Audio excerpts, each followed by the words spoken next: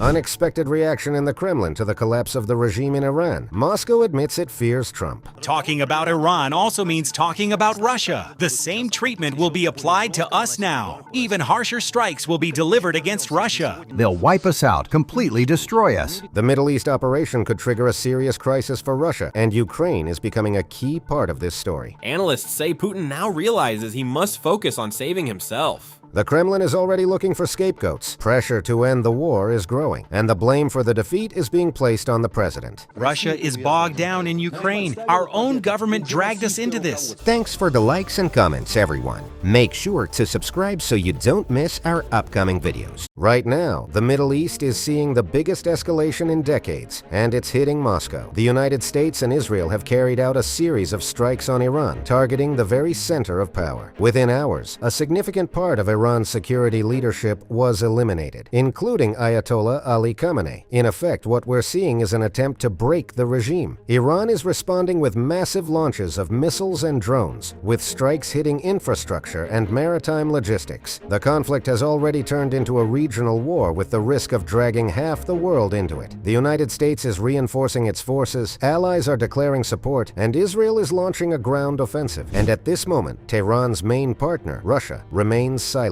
No address from Putin, no emergency statements, only brief condolences to Iran's president, nothing more. But why is it doing this? The answer was voiced on Russian TV channels just yesterday. One question worries me. When will they come for us? Or have they already? We understand that when people talk about Iran, they're also talking about Russia. The same treatment will be applied to us, and the strikes against Russia will be even harsher. We'll come back to this later. If not today, then another day. If we're still alive. But everything that's happening now concerns us as well. The first thing the Americans try to do is eliminate the top military and political leadership and strike the centers of decision-making. That's what happened in Lebanon. We saw attempts to eliminate Assad and strikes on Syria. In Iran, from the very first day, the same pattern was evident. It's obvious that the same methods could eventually be used against us. They're already trying to strangle us economically. What we're seeing now is a scenario that could later be tested and used both against the People's Republic of China and at some point against us. Either we win, or we will be wiped out, destroyed. America is a serious, systemic power. It's not even accurate to call it just an enemy. It's a predator. We've reached such a dangerous moment that we may even see the use of nuclear weapons, and not necessarily by us. Let's wait and see, and offer our moral support to the Iranian people. In the new world, there are no weak players. There are only those who lick the boots of the suzerain led by the United States, and those who refuse to do so. We haven't done it. We're not doing it, and we never will, but we could be next. The Kremlin understands that if the United States is striking Iran's leadership today, the same tactics could be used against other regimes tomorrow, including theirs. That's why they're nervous. Even their own media have suddenly started referring to Iran as a de facto terrorist regime. They'll do anything to avoid provoking Washington. And on Russian television, they are now openly saying that Iran is shelling residential areas in Israel. The fighting is still going on, but Iran's response has clearly weakened. Last night, for the first time, Israelis were actually able to sleep peacefully for a few hours.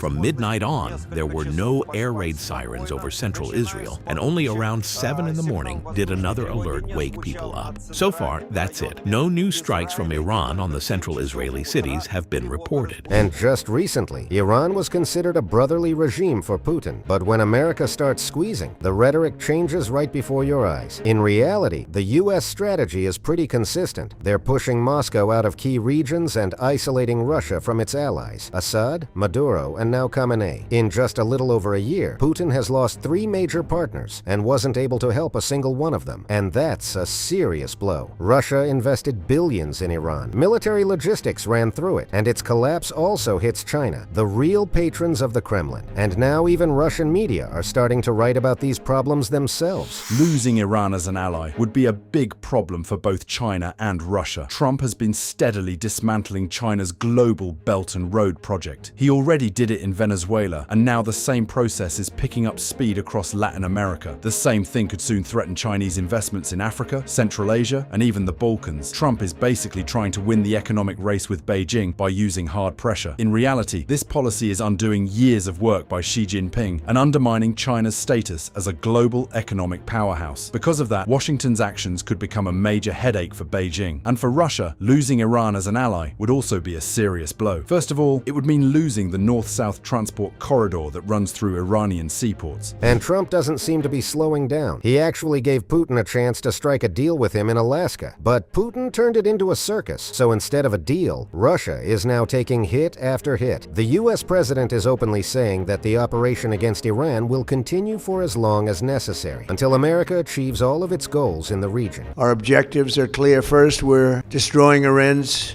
missile capabilities, and you see that happening on an hourly basis, and their capacity to produce brand new ones, and pretty good ones they make.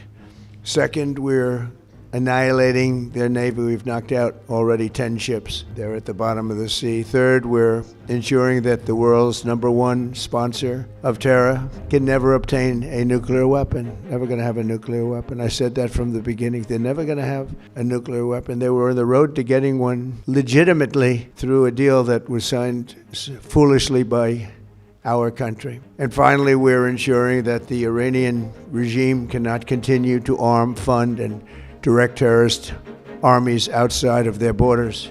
And we thought we had a deal, but then they backed out, and they came back, and we thought we had a deal, and they backed out. I said, you can't deal with these people. You got to do it the right way. Today, we grieve for the 4 heroic American service members who have been killed in action, and send our love and support to their families. In their memory, we continue this mission with ferocious, unyielding resolve to crush the threat this terrorist regime poses to the American people, and a threat indeed it is. We have the strongest and most powerful by far military in the world, and we will easily prevail.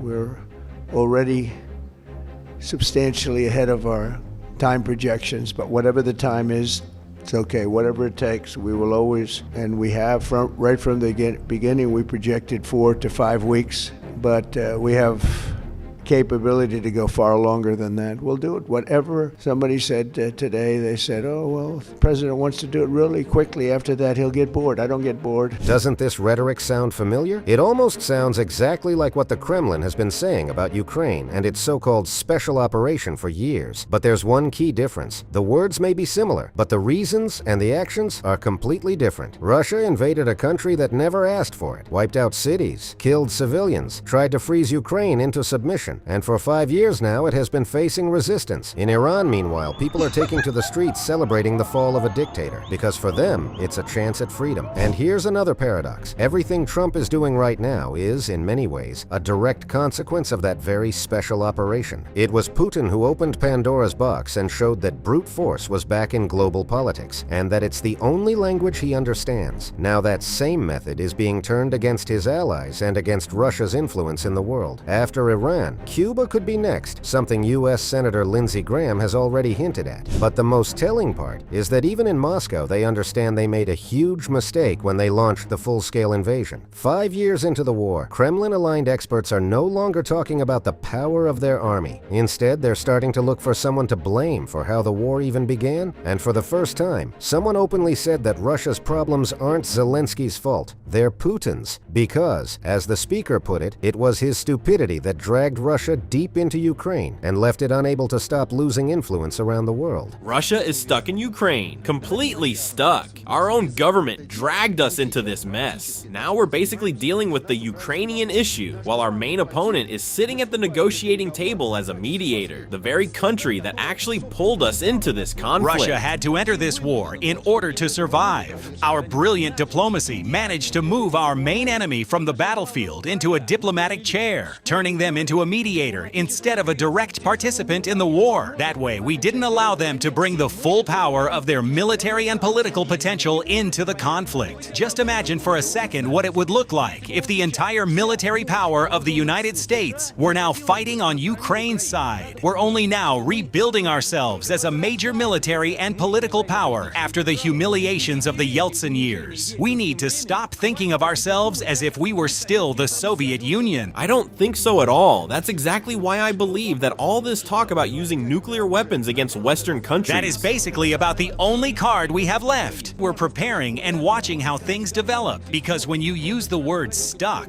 it immediately sounds like, so what? The military couldn't solve it? Why are you stuck there? I didn't say anything about the military. And who got stuck? As a country, we were tied into this conflict. Okay, and who exactly got our country tied up in this conflict? Americans. No, I don't think so. The betrayal of the Soviet Union's leadership doomed us to this war. The Soviet Union actually collapsed. It was our own Russian leadership that set us up for this. And the enemy took advantage of that. And that's it for today. Thanks for watching, everyone. Let me know what you think in the comments. And don't forget to like and subscribe if you haven't already.